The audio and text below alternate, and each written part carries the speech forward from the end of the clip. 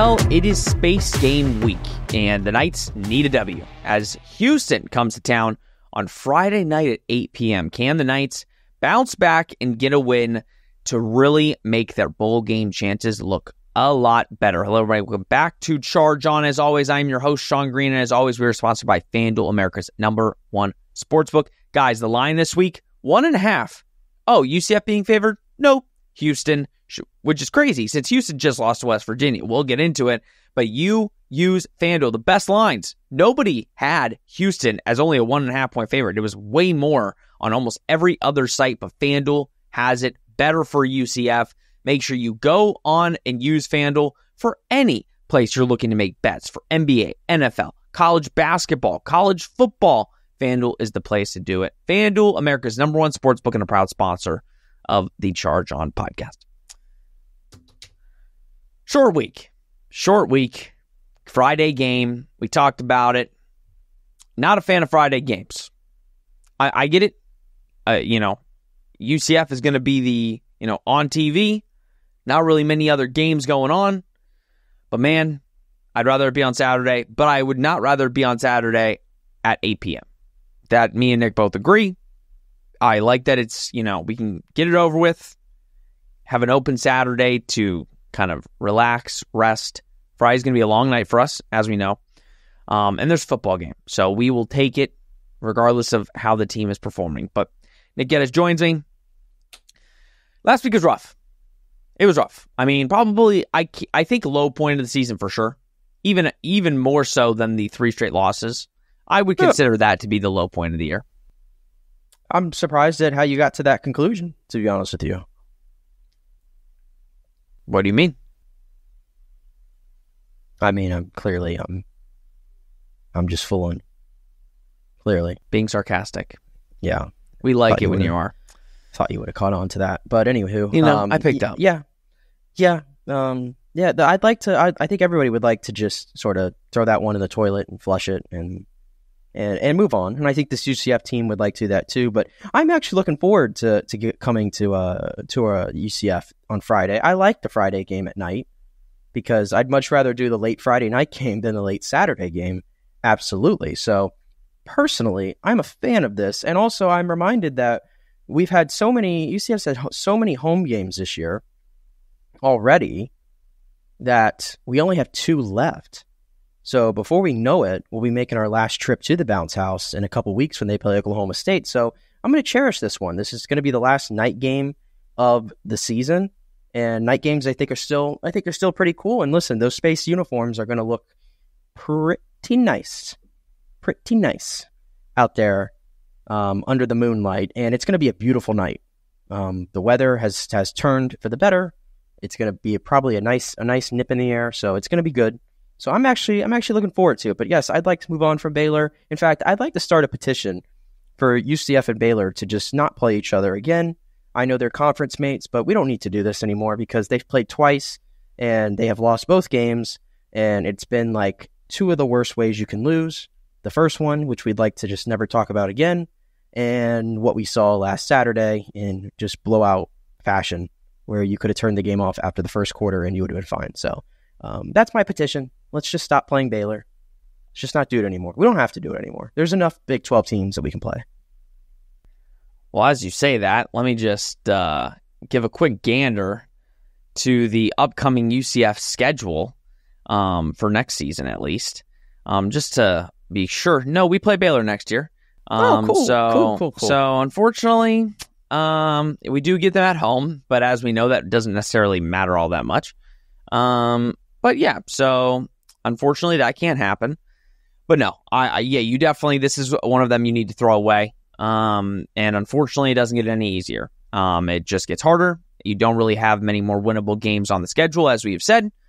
This is one of them this weekend against a team that was ranked last weekend and not anymore because they lost to West Virginia, a team that UCF demolished. So there is that. But there is also a thing to be said about how dangerous teams can be off of something like that. Hey, listen, UCF coming off of a big-time loss against Baylor. Like, UCF can be dangerous wanting to bounce back. Same thing with Houston. So we're going to get into that. just really quickly want to talk about, this is negative charge on coming out. I want to talk about a couple comments that Scott Frost made at the press conference this week that I did not attend, but there was a quote that was said that I just think tells you the epitome of where this team is at this point in the season. We are aware this is year 0 for Scott Frost and the team. I'm not really blaming this on Scott Frost, but I'm more so just, this is a good understanding of when a team gets blown out 30-3 and they look inept on the road. This can probably give you a reason why. So, Brandon Helwig posted kind of all of the comments in the video from the press conference. And this was on what he hopes this team during the rebuild can handle the implementation of additional scheme. Considered they struggled with it against Baylor. And this was the quote. I think that's just an experience thing more than anything. If we have a core of guys back last year that already know the scheme, then I think you could be a little bit more creative. And we have been at times. We just have to watch the volume of that, I think, right now. I'm sorry. Listen.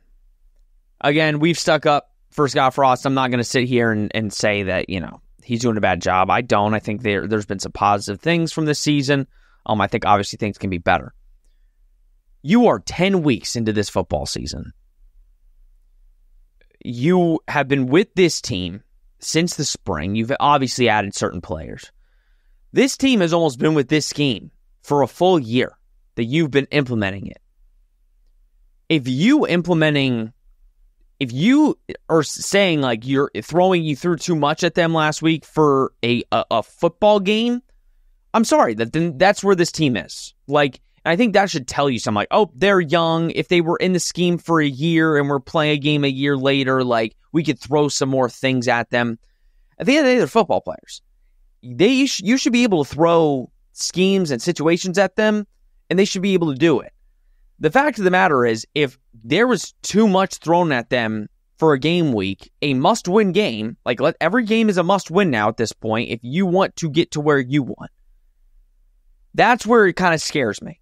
Not scares me for the long run, scares me maybe for this game, and scares me for the rest of the games. Because if you can't throw, different play calls or new, schematic things that you want to alter, if you can't do that right now, this far into the season, then yeah, you're waiting until next year. And maybe that's an acceptance thing on our part, that we have to accept that. We accepted what this team is. I'm just saying we have to accept that this is you're just going to go through these growing pains even this late into the season, Nick. Yeah, I don't really, those comments stuck out to me too, but I sort of read that as Scott not putting it on the players necessarily, but it's almost like an admission without directly saying it of it's just not, we have all these things we want to do. These players just aren't. The way I read it is just these players just aren't good enough to do it. Is that kind of the way you sort of took that as well? Yeah, without saying it, that's what it was. Yeah, and I personally I hate saying that, but because I feel like I've been on this train now for a little bit, it's just these players just on offense are just not a lot of high impact players, I guess is the way to put it at this moment in time, and not a lot of guys who going forward I think are going to be the impact players. I think you're hoping that this is right now as you see it, this is going to be the worst UCF team product that they have under Scott Frost. That's the hope for everybody. And that was expected coming into the season. We have to be mindful of that. Our expectations coming in were, a 4-win team, a 5-win team. If everything breaks their way, they can be a 6-win team. Well, that's kind of where they are right now. In fact, if you were to go look at the schedule, has there been a result that coming into the season so far that you didn't see coming? No. Not really.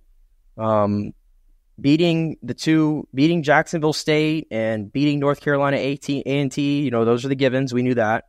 And then beating North Carolina, beating West Virginia. Yeah, we pretty much could have seen that coming too. The games they've lost are all the games that coming into the season we thought they were going to lose. So they're kind of where we thought they were to an extent. And it's not it's just not a good football team at this very moment in time, which we expected. So right now it is what it is this season. You know, they have a roster that they didn't have much time to sort of put together, and they did what they did. And by the way, I don't think these guys are like bad players necessarily. It's just a lot of average out there, is the way I would put it. I would be a little bit frustrated at the usage, I think, of Jaden Nixon. I don't think I'm alone in that. And that was one of the other things that he was asked about on Monday, was the lack of Jaden Nixon that we saw against Baylor. And Scott said, you know, I'm the head coach. I'm calling plays. I'm not, you know, focusing, you know, it's not his duty to, you know, rotate guys in, and they have other guys that are doing that. And I guess my response to that is, well, whoever's in charge of those rotations, clearly somebody made a misstep against Baylor, because I'm not saying that if you get Jaden Nixon in there for half the game or more than half the game that the result's any different. I mean, it was 30-3. He's not going to make that much of a difference, but I'm just saying that of what I've seen so far this year, he's probably the most exciting player on the offense in the short spurts that we've seen him. I don't think that's too outlandish to say. And 3 carries, you know, 3 touches in that football game, I just didn't understand that. So, and I don't really love the explanation for that either, to be honest with you.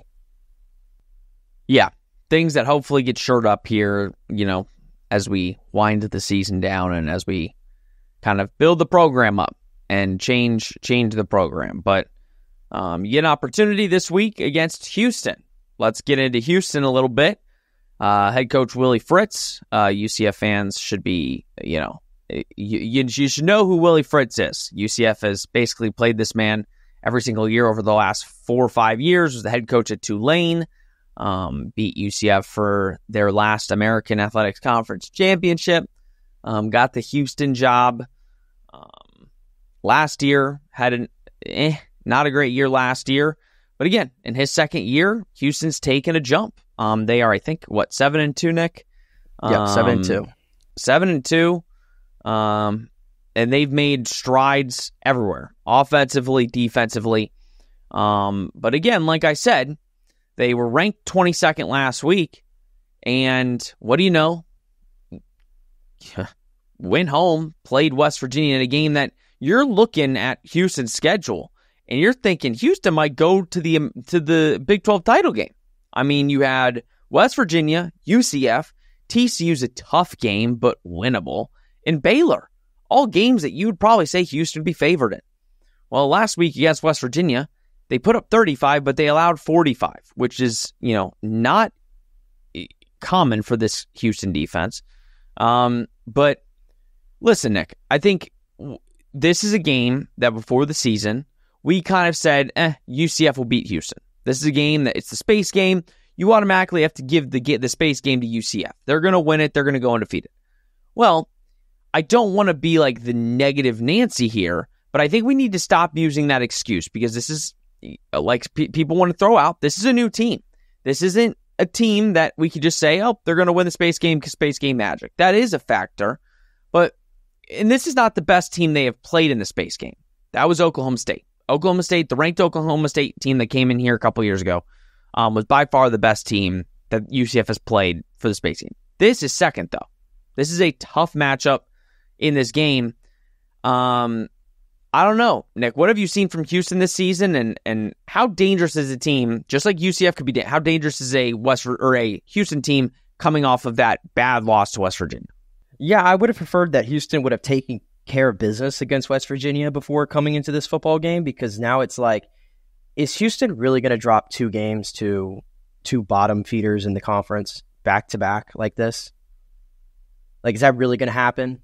Like that to me, like, is I'm struggling to like come to see how that's gonna play out. But it could. I mean, it's college football and it's the Big 12. It's the crazy conference. I mean, theoretically, as we see, anybody can beat anybody in this conference on any given day. I mean, that plays itself out almost every year, and this year it's been the same thing too. This game, it's just a battle of who's going to respond, because both teams are coming. Houston's coming off their worst performance of the season, clearly, and UCF is coming off their worst performance of the season by far. against Baylor. So both teams have got to figure out how to wash that one away and not sulk on it and find a way to respond. And both teams are playing for something. Houston is playing for their Big 12 title hopes, which are, just they're hanging by a thread. They have no room for error. They have to win out to even give themselves a shot to get there. And obviously that keeps them in the playoff hunt right now, but on the periphery, of course. But they have to win out. So that's a lot that Houston's playing for. And then, of course, UCF, they're trying to get to a bowl game.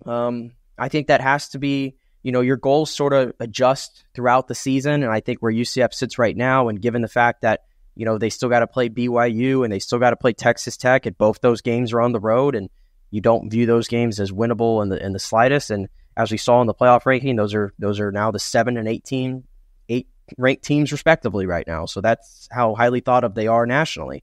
So they did it on purpose. Excuse me? They did it on purpose. Usually they would not rank both teams in the top 10, but it was very apparent why they did. But, I agree with the ranking. I just know what's going to happen. I do too. I do too. But point being, UCF, I think it's all aboard is trying to get to a bowl game, and we said that you're going to have to steal one of these games, either against Baylor or Houston, and then try to take care of business like you should against Oklahoma State. But this Houston team coming off a loss, everything they're playing for, they got a lot of impact players, especially on the offensive side of the football. And that was a weird game against West Virginia. I mean, taking nothing away from West Virginia, they earned it. But 4 turnovers, I mean, that's usually the recipe when you're a heavy underdog, especially going on the road to play a team that's much better than you, and in this case was a ranked Houston team. If you get these weird and wacky turnovers and things like that kind of happen, you're going to have a shot there at the end. And Houston turned the ball over 4 times, and that was the game right there. That's just too much to overcome. And, West Virginia, again, give them credit. They played well. Best game they've put together all season, and they're still fighting, obviously. So, but if we keep going back to the whole thing about, well, it's the space game, UCF never loses the space game, and, they always turn into a different team. Like, how many times can we go back to that well before it goes dry is sort of the way I look at it. Like, we'll talk through it obviously a little bit more here, but just my general thoughts, it's like, can we find a pathway to victory for UCF that doesn't involve us falling back on, well, it's a space game. It's the space game. Yeah, Miles Montgomery said, I'm paraphrasing, but he said something like, it's like a rivalry. It's like the Alabama-Auburn. It's like the Florida State. But for UCF, it's like you can't lose the space game. Like, it's the one thing, like, you can't do it. Yeah, which I agree. Interesting way to put it. It was a very interesting way to put it. But that's, I'm paraphrasing, but it was something similar to that effect. Yeah, it was. But, no, that's my only thing that I hate. Because every time we mention this game, Nick, over the last 8 months, the same thing has been said about when predicting this game or when making a pick. It's a space game. So we're just going to... UCF doesn't lose in space games. 1 year, it's going to bite you. Like, 1 year, you're going to lose the space game. You're not going to go undefeated in space games. And you're going to be like, how do we do? We lost the space. Like, I'm telling you, this is the year where I am nervous about it. Because, yeah, granted, I think this UCF defense will get in. I think the UCF defense will not give up 35 points to Houston. Though this Houston offense is good, I think this UCF defense is proven they can hold teams from 20 to 30 points. I think they're going to be able to have success. The issue is going to be, can UCF score? That's going to be the issue. Can UCF score points? And we'll get into it. But let's talk Connor Wegman really quick. Listen, I didn't think Connor Wegman was a very good quarterback. I've been on record. I've told you that many times. I didn't think very much of Connor Wegman. But this season, to his credit, he's had a good year. 16 touchdowns, 4 interceptions. He can run the football. That is something, again, that if you're UCF, you definitely need to make sure you're looking out for. He had one of his worst games last week, and it wasn't even really a bad week. He threw for over 300 yards, 4 touchdowns, but he had the 2 interceptions. He'd only thrown 2 interceptions all season before last week. So does it come down to, for Connor Wegman, just obviously, yes, protecting the football, but how much are those turnovers going to be needed to be able to win this game for UCF? I mean, it's everything. I mean, I go back to what I just mentioned a couple minutes ago about West Virginia. When you are the underdog and you're trying to find a pathway to victory, it's about getting those turnovers, and it's about sort of muddying the game up a little bit and taking the other team out of their comfort zone. And that's what West Virginia was able to do, and that's what UCF has to do as well. And it's a shame because before last week, I thought Connor Wigman I thought he was really having an outstanding season, to be honest with you, for Houston. And he's a quarterback, like, personally, me, I always thought there was something there. I know you didn't really see it. And granted, he was given chance after chance after chance to get it right at Texas A&M. And he dealt with a lot of injuries while he was there. And that was a big part of it as well. But I think there is a lot of raw talent in that kid. And here at Houston this year, he's been able to put it together. And he's got some really good players around him that have been influential in his development this year as well, and kind of hitting that next level. But you're right. He did not play great at times against that West Virginia football team. And, he threw 2 interceptions. I think he had a fumble in there as well. So he's coming off his worst performance of the season. The whole team's coming off their worst performance of the season. And that they want to bounce back.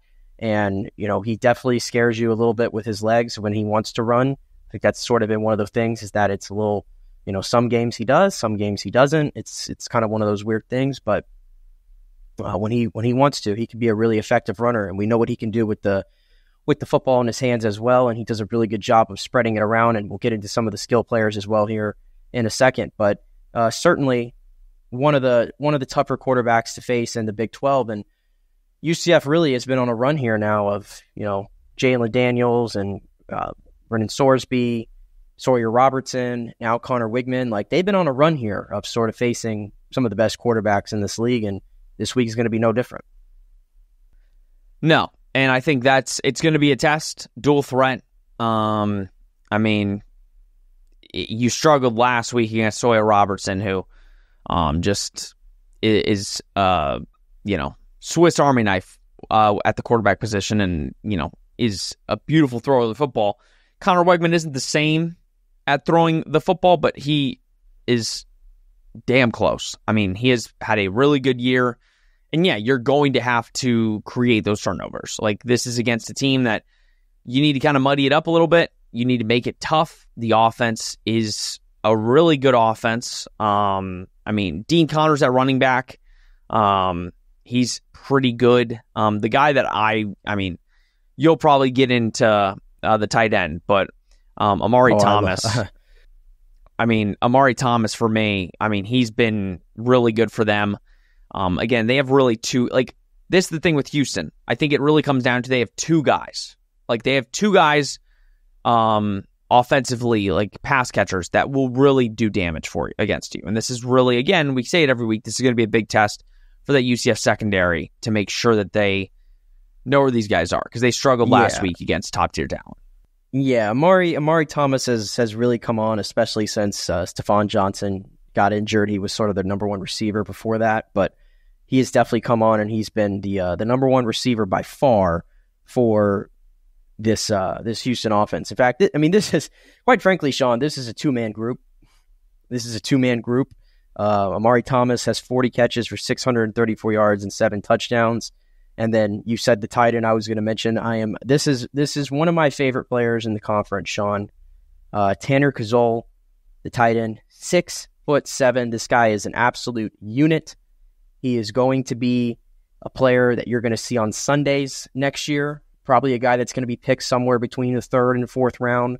If I had to guess, he has been what he wants to be. He can be dominant. But outside of those 2 guys, the next leading receiver got 8 catches for them for 132 yards. So it is very much so a 2-man group, which I don't know how many other teams are sort of built that way. But even with that being said, hasn't been an issue for Houston, as they have not struggled to get those 2 guys the football, even when everybody knows that those are the 2 guys you got to look out there for. And Kazol in particular scares me a lot, because we just saw UCF have to go up against another outstanding tight end, one of the best overall players in the country this season, in Michael Trigg.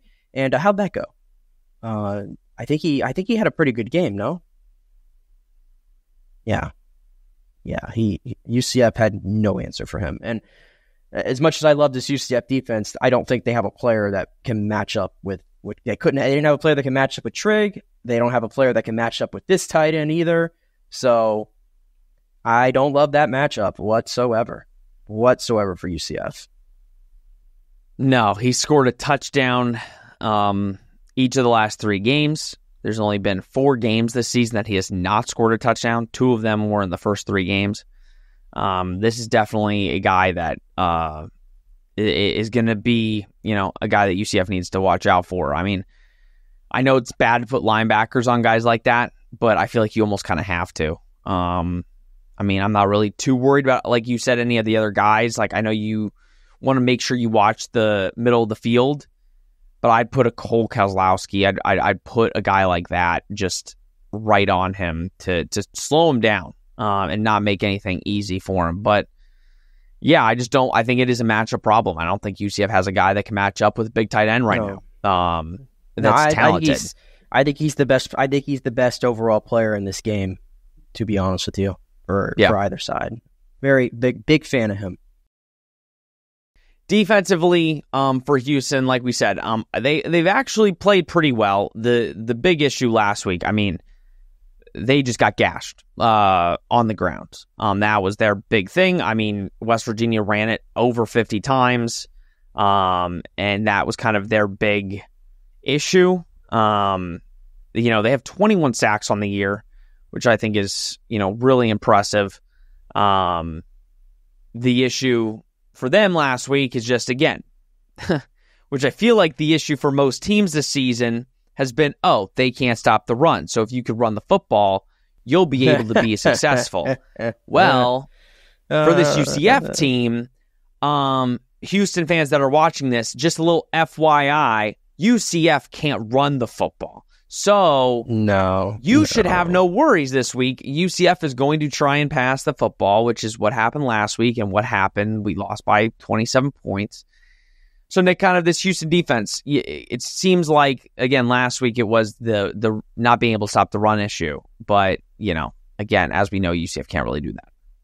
No. The player to watch for on Houston's defense is I'm just laughing about the idea of UCF being able to run the football on anybody right now consistently. But no, the player to watch for on Houston defense is going to be Eddie Walls in the interior. He's a really, really good interior defensive lineman, probably one of the best in the conference this year. He leads them with 5.5 sacks. He's got 45 tackles playing on the interior, which is just really, really impressive stuff, obviously. So he's a player you got to watch out for. It's a pretty solid Houston defense. You already mentioned that West Virginia was able to get them on the ground, but if Houston, this is probably a PSA to Houston. This is a PSA to any team that plays UCF going forward in the future. If you really want to just shut UCF's offense down, just get them in a 3rd and 1 situation.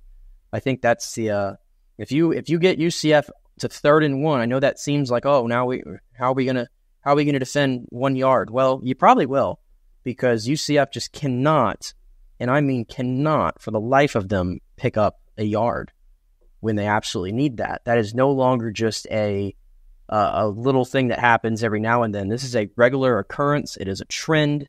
It is who they are at this point. And Scott Frost was even asked about that on Monday, and he basically said it's about willpower on the offensive line and just getting push and pad level and things like that, which again is just sort of translation for these guys just are not good enough up front. And we know that.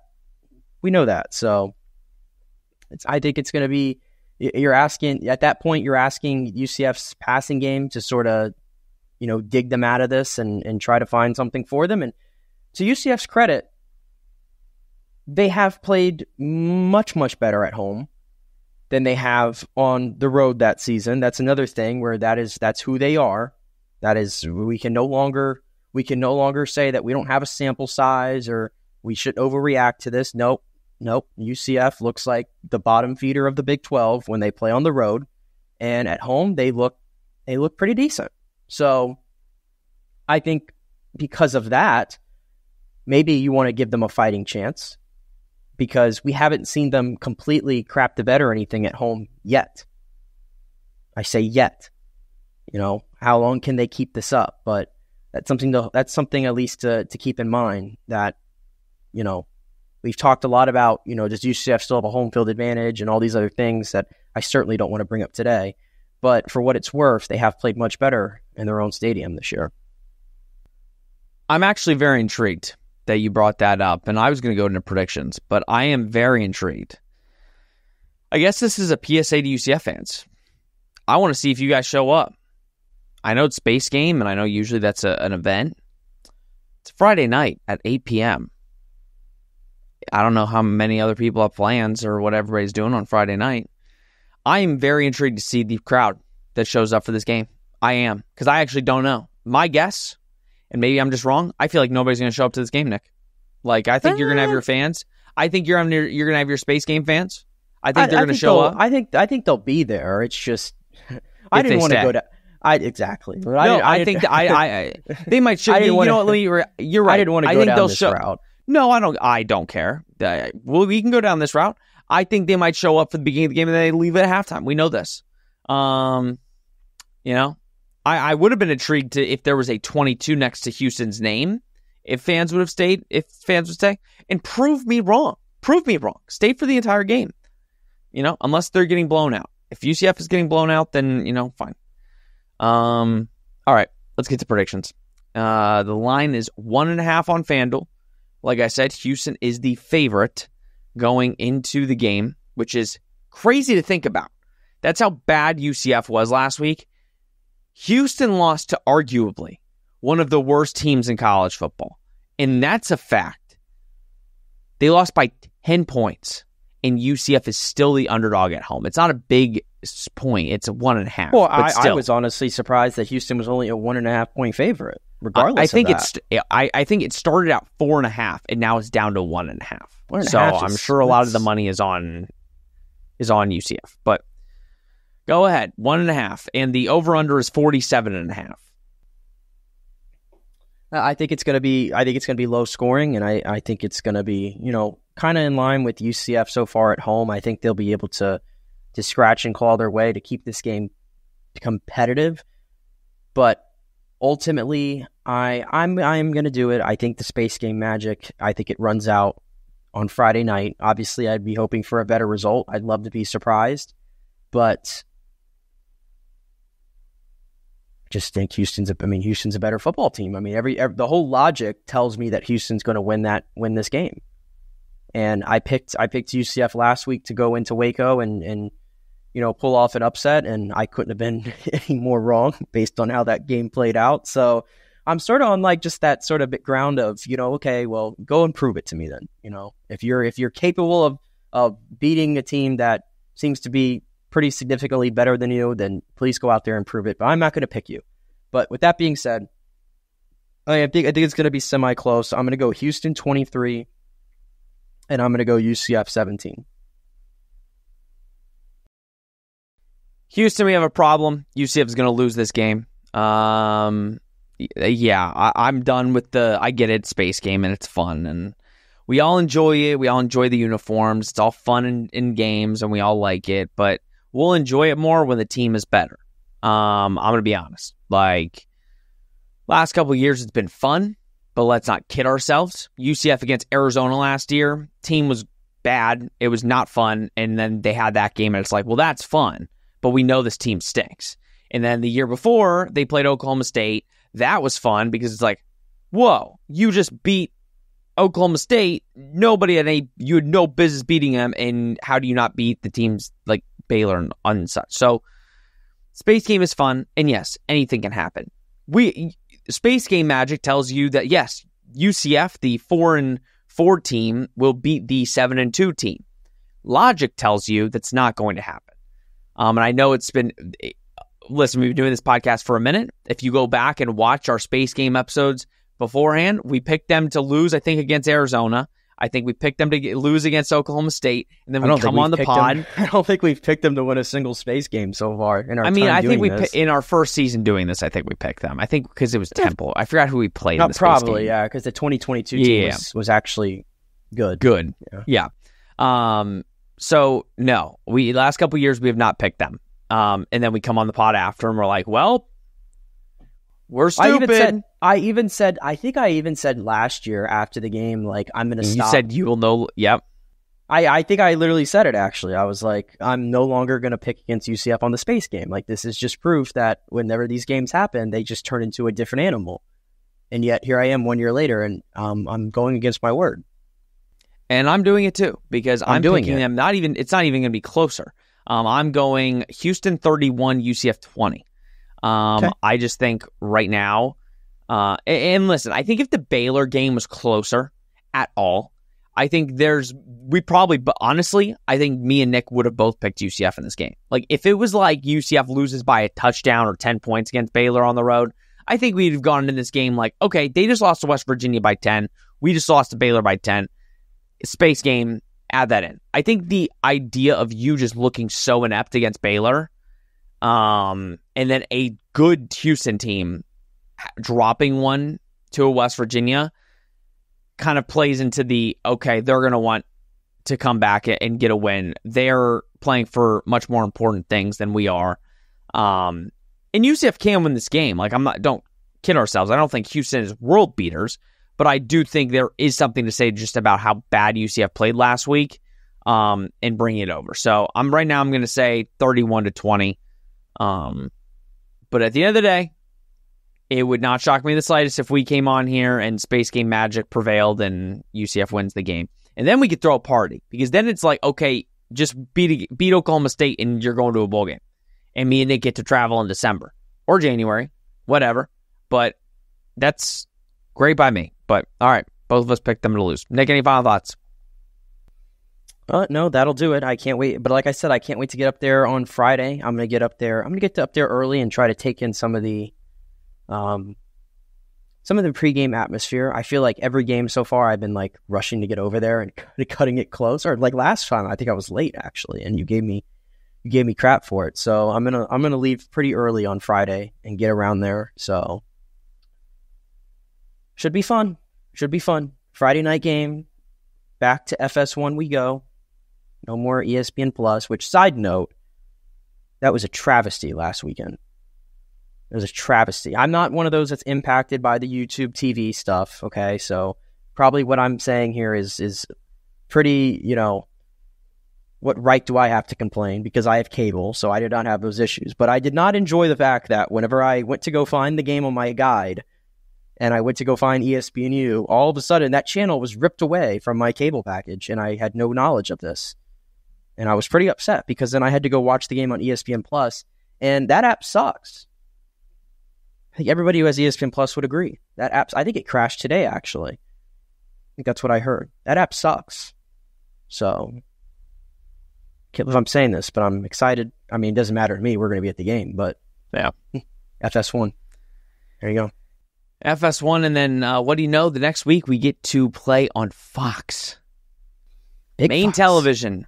Big Fox. To play Texas Tech. Texas Tech. In Lubbock for UCF. At 2 o'clock. 2 o'clock. I hate that. 3:30. Is it not for them? It's 2 o'clock for them. So it's 3:30 for us. 2:30 for them. 3:30 for us. I thought I saw 2:30. I guess that was the Texas Tech graphic. I probably Texas saw. Tech graphic. 3:30. Fine. Yeah, I thought it was 2:30, and I was like, come on. Worst case scenario though is we're on national television, like main national TV. So that's not good. But it's fair. We were clamoring for national TV games. Now we get them, and broadcast back. I love TNT. Make that the official home of UCF football. TNT has been just absolute gold this year. Awesome. They've been so great. Every sport. All right, everybody. That's going to do it. Please like, subscribe, comment, share. Do all you do. We greatly appreciate it. And always be sponsored by FanDuel, America's #1 sportsbook. We already told you the line. Now it's time to go bet it if you want to. That is the place to bet college football, NBA, NFL, college basketball, you name it. FanDuel is the place to do it. They are the best place to make any wagers on UCF this weekend. So FanDuel is a proud sponsor of the Charge On podcast, and they are America's #1 sportsbook. Guys, we will be doing our pregame show, our postgame show.